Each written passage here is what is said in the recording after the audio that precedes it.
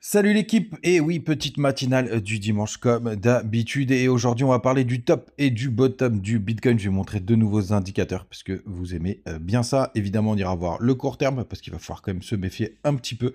On ira voir quelque chose d'hyper important.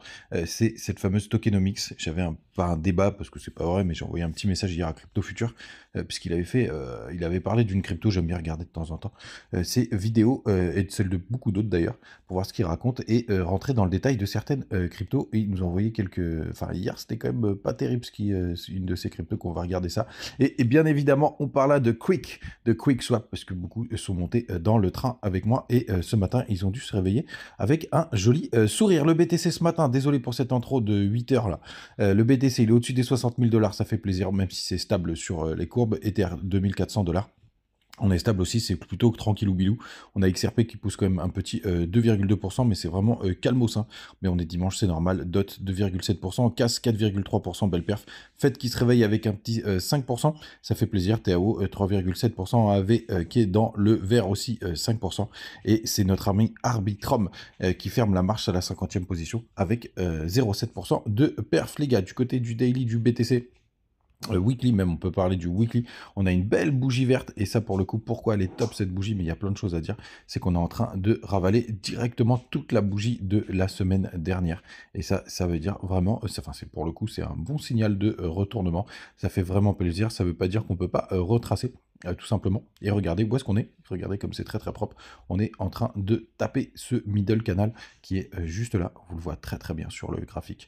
Donc pour le coup, une zone hyper importante, une zone aussi où il y a quelques résistances du côté d'Ishimoku Weekly, avec la Tenkan et la Kijun qui sont juste là.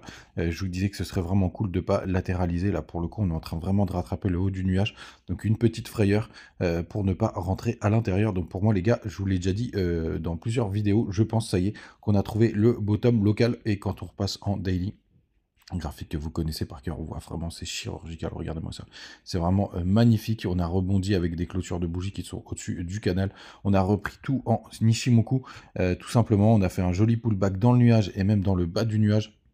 Donc c'est vraiment très très propre en daily.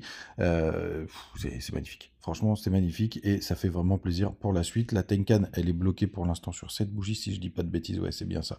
Donc elle, par contre, faudra qu'elle repasse de l'autre côté du nuage. Je pense que ce sera pas allez, c'est à peu près 29 août, 22 août, avant 2 semaines. Mais là, les gars, je suis quand même vraiment très très bullish pour cette fin d'année.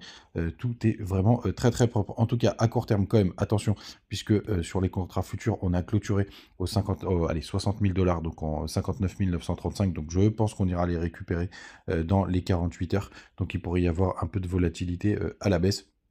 Et bien évidemment, hein, sur la globalité, hein, quand on prend la grande photo, ça reste un énorme range. Donc, grande méfiance, même si on se retrouve à aller en bas, puisque je vous disais comme dans une vidéo, c'est vrai qu'il y avait un point de confluence aux alentours du 23 octobre. Donc, il existe toujours grande méfiance. Pour considérer qu'on est repassé boule, bah, il va falloir péter ce gros canal et après partir à la hausse.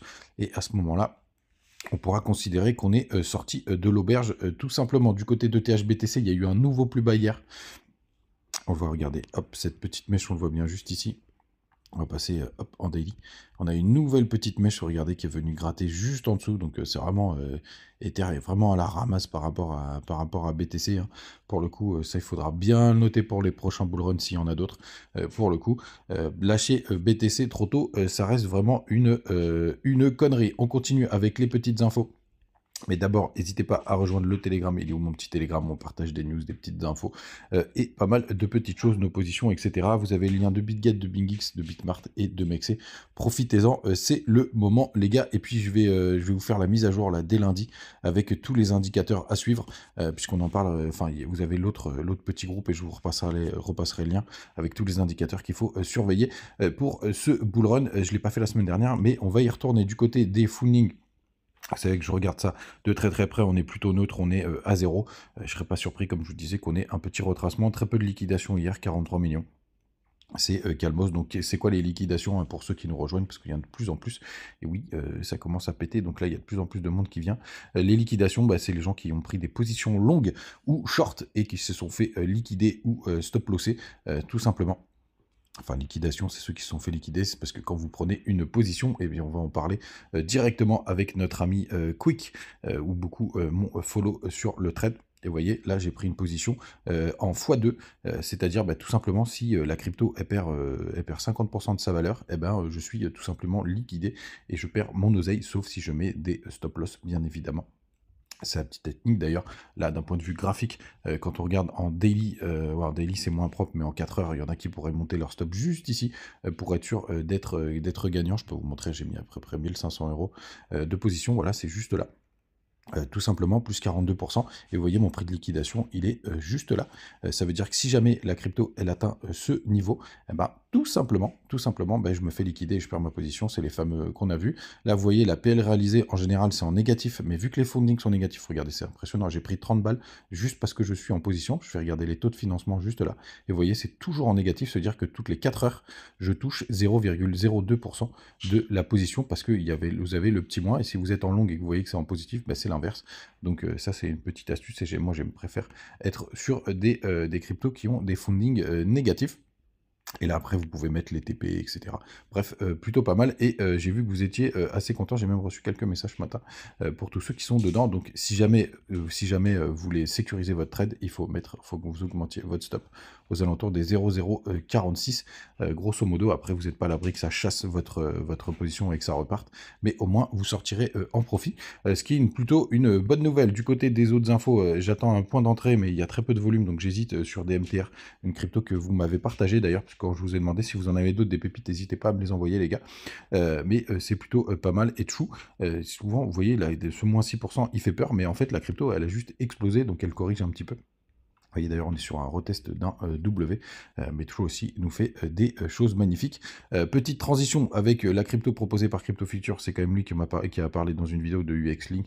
Pour le coup, c'est plutôt propre, mais j'avais quand même fait les vérifications, et hier, je lui ai envoyé un petit message du côté de Twitter, pour ceux qui l'ont vu, en lui disant attention, quand on regarde son projet là, c'était donc Pixelverse, pour le coup 3 millions d'abonnés sur Twitter. Je me suis dit, oh, le projet il a l'air lourd, 11 millions de volume, j'ai vu du côté de CoinGecko, low cap 32 millions de market cap, donc vraiment topissime, sauf qu'en fait les tokens ils sont pas du tout sortis, et regardez, si on va sur notre ami chainbrochure.io, et je dois l'avoir encore juste là. Où est-ce qu'il est, où est-ce qu'il est ma page web? Elle est là. Hop, chainbrochure.io, vous voyez, Pixelverse, regardez-moi ça. C'est dégueulasse, l'inflation, c'est vraiment une catastrophe. Ça, c'est vraiment le genre de crypto, pour le coup, où je pense que je vais shorter comme un porc quand je considérais qu'on est sur la fin du bull run pour gagner un peu d'oseille. Pour le coup, bien évidemment, je serai là pour vous en parler. Et vous voyez, la circulating supply, il est à peu près, donc on va dire septembre, 382 millions. Et vous voyez, en avril 2025, ou allez, mars, parce que c'est à peu près là où moi je considère qu'il y a le top, le truc il va faire x4 en circulating supply. C'est vraiment, il y en aura 1,5 milliard, c'est dégueulasse. Donc ça veut dire que cette crypto elle va se faire encore défoncer théoriquement, sauf si la supply est absorbée. Donc les gars, faites vraiment attention à ça. Il m'a répondu qu'il allait checker, on verra bien. Bref, et je suis qu'un tout petit par rapport à lui, mais je voulais quand même vous partager, surtout quand je vous le dis très régulièrement, et c'est pour ça que j'avais fait un gros check. Maintenant, je surveille vraiment de très très près ce truc-là, maintenant qu'on a les outils. Bottom et top du BTC, deux nouveaux indicateurs, et après je vous laisse tranquille pour passer un bon dimanche. Pour le coup, le premier, c'est le long term holder. Enfin, c'est en gros, c'est ceux qui sont en perte, pour le coup, sur les long term holders, donc ceux qui sont là depuis un moment. Et vous voyez, quand le pic vient aux alentours des 0,08, alors pour le trouver, vous avez juste à le taper sur internet, tout simplement. Dès qu'on arrive vers les 0,08, vous voyez juste ici là, c'est en général les bottoms du BTC. Vous voyez, quand ça pousse très très fort. Désolé, avec le téléphone, c'est pas pratique. Là, c'était pareil juste là. Donc si jamais vous voyez qu'on arrive vers les 0,08, pour le coup, vraiment désolé, hein, c'est vraiment dégueulasse. Vous avez la même chose juste là, vous voyez, sur ce petit pic là, c'est le moment où tout simplement on était sur les bottoms du BTC. Donc ça, c'est le premier indicateur qui nous indique des bottoms. Le deuxième, tout simplement, c'est le MRZ score, qui est aussi très pratique. Pareil, là, vous avez vous pouvez le taper sur Google, vous en avez plein. Alors moi, celui que j'ai utilisé, c'est celui-là de mémoire. Hop, non, c'est pas celui-là. Mince, je fais ça, mais j'ai même pas regardé. Dans celui de Colmias, il est relou. Et donc, ça devait être peut-être celui-là. Hop, ouais, je crois que c'est ça. Voilà, et vous voyez, quand vous arrivez, c'est la bonne, si vous utilisez le même que moi là, dès que vous arrivez aux alentours des 10 sur cette pointe-là, en général, c'est le top du BTC. Désolé encore avec le téléphone, c'est très très chiant. Entre 7 et 10, vous voyez ici, là c'était pareil, on était sur le top du BTC d'avril 2021. Ici, on était sur le top de 2018, et ici, on était sur le top de 2013 pour le coup. Donc vraiment très sympathique cet indicateur quand vous voyez qu'on sera jaune, genre, quand on arrive entre les 6 et 7, enfin entre les 7 et 8, pour le coup, vous voyez qu'on est en zone de surchauffe, c'est même 7 et 10 sur les premiers bull run. Donc il est temps, bien évidemment, de prendre des profits. Désolé pour cette vidéo trop longue, mais comme ça vous avez le temps le dimanche, c'est cool, ça fait plaisir. Et on se retrouve demain, les gars. Et n'oubliez pas, donnez-moi vos pépites en commentaire. Ciao.